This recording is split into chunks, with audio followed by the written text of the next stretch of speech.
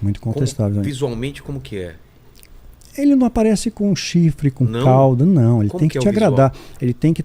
Lúcio é como um anjo de luz. Parece uma pessoa? Parece uma pessoa um pouco mais alta que o parâmetro normal, forte, mas belo, né? Uma voz suave. Ah, né? é? Né? Não é assustador, então? Não, tem uma voz grave, mas não é assustador, é acolhedor. No entanto, eu sempre observei no olhar. O olhar não era muito acolhedor. Então, as palavras, mas o olhar era muito negro, parece que era um túnel que te sugava para um buraco negro. Era vazio, era oco, não vi expressão de sentimento naquilo. Parece que ela estava me olhando, não sei se gosta de mim ou não. Tá falando que gosta, tá falando que me ama, que vai me proteger, que é meu guardião escambau, mas o olhar não coaduna. Calmo. Calmo, né? Claro, não vai bater na mesa, assustar todo mundo. O diabo é astuto, é inteligente, cara, né? Ele se camufla. É um visual totalmente diferente dos filmes, assim. Sim, gente, é uma coisa estereotipada, né? Um negócio de enxofre, não, chifre. O diabo não é burro. Não? Né? Ele tem que se vestir como um anjo de luz, ele tem que cauterizar a sua mente, transformar a maldade em bondade. Mas é claro, ele mostra que ele vai prestigiar aquele grupo e vai causar um mal para quem não é do grupo. Então ele vai te oferecer proteção. O mundo jaz o maligno. Então, se o mundo jaz o maligno, tem doença no mundo. Quem é filho do mal não vai ficar doente. Filho do mal, o mal não toca. Então isso cauteriza a sua mente. É verdade. Puxa vida, não tenho doença, não tenho problema, né? Não tenho maldade, não sofro nenhuma intercorrência na vida. Então você tem uma ilusão de que ele está te protegendo, mas não está. Está te enganando, está te desviando do caminho. Acho que a Bíblia diz que ele é como o leão. Não é o leão. Leão, Jesus, leão da tribo de Judá. Mas ele é como o leão. Né? Ele se apresenta com poder, com glória, com majestade, mas não é um leão. É um leão fake. Ele é o top dos fake news. Ele que criou o fake news. E ele tem um certo controle nesse mundo de algumas coisas. Tem, ele o consegue... mundo jaz o maligno. Tem um controle. Riqueza... ele não ofereceu isso para Jesus? Isso que eu ia falar, no deserto ele tenta. Tenta. Olha aqui. Mas não seria, já para pensar... Mas é verdade. Mas você acha eu creio na narrativa dele. Ele falou por falar ou ele realmente poderia dar aquilo? Ele tentou, né? É. A tentativa é livre. É. Interessante, até pegando essa pensando, Lucas capítulo 4, Jesus vai para o deserto. Ele foi batizado, recebe o Espírito Santo, é enviado ao deserto. Foi orar e jejuar antes de iniciar o ministério. Então, se tem uma decisão importante para fazer, eu coloco isso como pauta da minha vida. É claro que eu não posso engessar a mão de Deus, eu posso colocar isso como uma regra, mas é rema para mim. Se eu tenho uma decisão importante para fazer, eu vou orar, vou jejuar, vou me resguardar. Se você faz pelo ímpeto, às vezes você erra a mão, você não tem aquela direção de Deus. Jesus foi para o deserto se preparar. E o diabo, muito astuto, ele espera Jesus ter fome. Né? Não falou que Jesus não bebeu, ele não comeu. Então, sem água é zica, tá? Não vai tentar fazer jejum de 40 dias, você vai se lascar. Ele não vai tentar Jesus logo no começo, ele vai esperar. Não, ele esperou, pacientemente ele esperou. Né? O leão, quando observa a presa, ele vai olhar quem está doente, quem está mais frágil, vai caçar aquele. E ele vê, Jesus teve fome. Teve fome aí. Faz a pedra virar pão, tá com fome? Não vou fazer. Não é o filho de Deus? Exatamente. Aí, não, tá escrito. É como o diabo aprende, natureza psicomotora, ele aprende com o tempo. Aí vem de novo, olha, agora ele usa uma outra elaboração. Tá vendo a glória dos reinos, poderes? Eu vou te dar a glória e o reino deles. Se prostrar e me adorares. Agora, interessante, isso aí não ia seduzir Jesus. Jesus veio do céu, da Jerusalém celestial. O que esses tesouros temporais, efêmeros, passageiros iam tentar? Não foi uma tentação, mas tentou, porque estava nesse mundo como carne. Então ele testou se realmente Deus estava ali na presença de Cristo ou se tinha a humanidade era mais presente. E ele tentou aquilo ali para ver a linha que ele tinha, a fronteira. Mas isso traz um ensinamento para nós. Hoje a gente acha que dinheiro, fama, poder traz alegria. Não traz. Pode até trazer conforto, mas não traz felicidade. Né? Isso tudo é efêmero, é passageiro, é temporal. Né? Então isso não está linkado com a sua felicidade, é algo que vem de dentro. Né? É uma luz que vem de Deus para você. Independente se você tem ou não tem, é o pão nosso de cada dia. Deus não vai deixar faltar o essencial. Então eu estou com 50, se for para 56 anos, eu não tenho casa própria. Não tenho, nunca tive isso. Nada contra quem tem. Acho até legal você ter uma segurança. Para mim, até o presente momento, não era uma coisa que me envolvia. Hoje eu já penso, puxa, né, vou ter um filho, tal, melhor. Porque você, cada lugar, de repente está aqui, amanhã está lá. Então eu preciso de uma âncora num porto seguro. Hoje eu já estou fazendo uma releitura disso, colocando aos pés da cruz.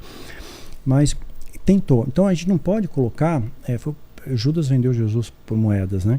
A gente tem que negociar Deus. Você dá tanto para ganhar tanto. Deus não faz barganha com você. Não existe comprar porcaria ungida. Tem que buscar a sua santidade. Tem que ter um relacionamento com Deus. Não tem um objeto mágico. Porque isso é magia cristã, né? Deformada, contaminada. Então ele contamina. Então ele não é interessante para o diabo, por exemplo, que você acredite na mentira. Se duvidar da verdade, ele já ganhou. Ele contamina a tua água, joga uma gota de veneno. A água parece que vai matar a sede, mas tem um veneno, tem a mesma propriedade da água, inodoro, insípido e incolor. Você toma, tem ilusão, matei a sede, mas está contaminado. Aquilo vai te envenenar, vai te fazer mal e vai ter um desdobramento negativo na sua vida.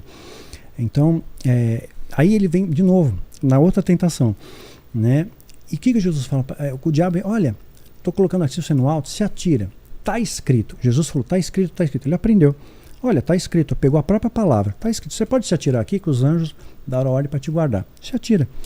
E Jesus, não pode tentar a Deus. Então, ele sabe o que está escrito, ele deforma isso, ele muda.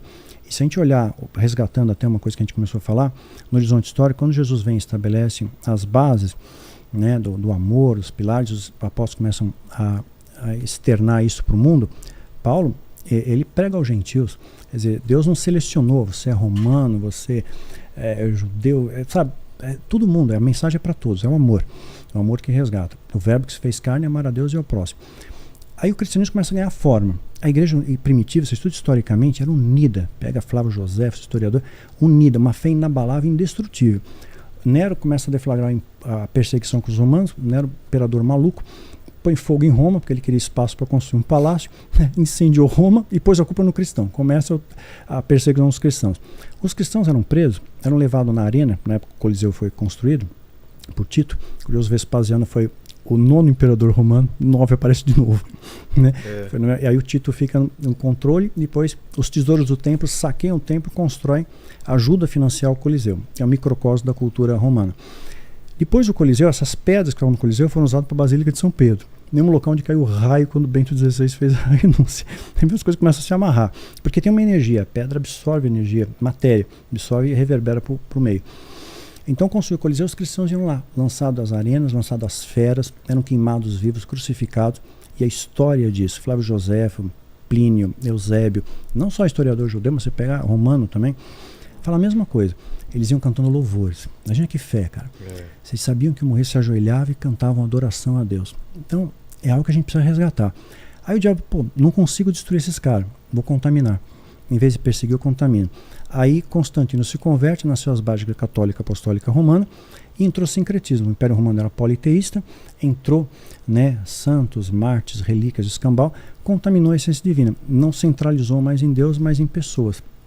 Isso acabou chegando a um platô, a reforma protestante, né, Lutero faz a reforma, 31 de outubro de 1517, e curioso, que era para ter duas bases, tinha a católica, a apostólica romana, tinha um protestante também, tinha a ortodoxa também, mas considerando dois polos. Só que a protestante protestou com si mesmo e foi desmembrando. Né? Hoje a gente vê N ramificações por aí, qual que é a verdade no meio dessa Babel? Né? Hoje até se você quiser fazer, isso é experiência pessoal minha, tá? Eu estudei teologia, tudo, mas se você quiser hoje aprender, eu vou fazer teologia na faculdade XYZ. Você absorve aquela doutrina, XYZ.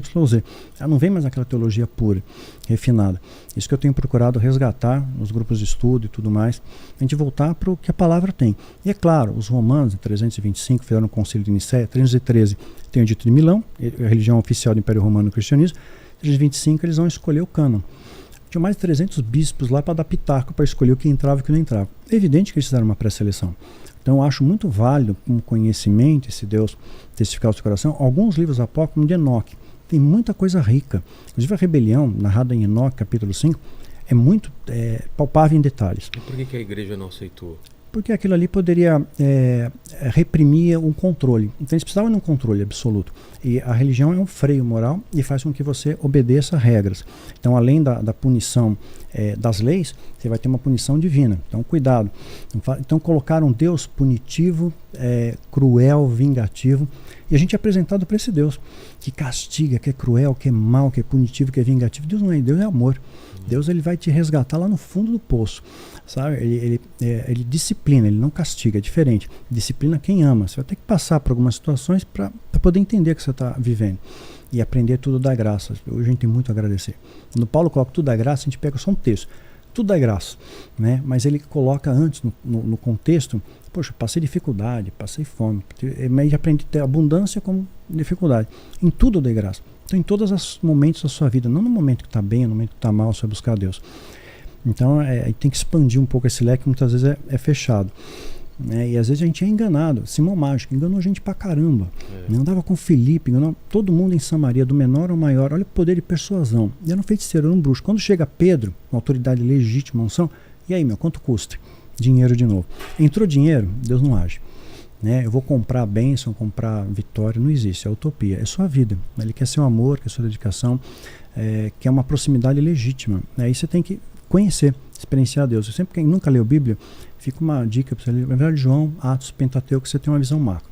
Claro, uma coisa ou outra os romanos tentaram mexer. Eu creio nisso, muito impalpável. Eles tentaram coadunar. Mas Deus, na sua onisciência, fez algo incrível. Ele colocou muita coisa em código. Tem muita metáfora na Bíblia, parábolas de Jesus. Cheio de metáfora que o pessoal na época, poxa, não entendo. Profecia, apocalipse, dragão, taça, o que é isso? Deixa aí. Então, quem tem o Espírito Santo tem uma chave que decifra esses códigos e você começa a entender e fazer uma leitura diferente. Puxa vida, olha como Deus agiu, olha o que está aqui nessa situação. E aí você tem uma visão macro. Então, essas coisas foram preservadas, a essência de Deus está preservada nas Escrituras Sagradas. O diabo tentou contaminar, mas não conseguiu. Aí o protestante quebrou o pau com eles. É importante salientar. Não podemos dizer que católico vai para o inferno, isso, aquilo. Deus está vendo o coração. Quer dizer que aquela pessoa nunca foi ensinada, ele precisa de uma imagem para concentrar a fé dele, alguma coisa. Foi ensinado assim. É muita presunção nossa, né? Isso vai para o inferno. Nós não temos. Por isso que a Bíblia não dá chancela para mim, nem você, julgar as pessoas. Não julgue para que não seja julgado. E o que tem de gente que vive julgando as pessoas com rede social, isso ficou insuportável. Né? A pessoa, ela deixa de olhar para a própria vida para ficar olhando para a vida das outras pessoas. Né? Jesus já disse isso, né? Tira olhando, a trave, né? Tá olhando o cisco do olho do irmão, não vê a trave do seu olho. Já existia, remonta à época de Cristo. E hoje a gente tem um desdobramento maior por causa da rede social que expande. Na minha época não tinha bullying na escola, era só na minha classe. Hoje, se alguém fala mal, pode falar vai planetário. Pro mundo inteiro, planetário.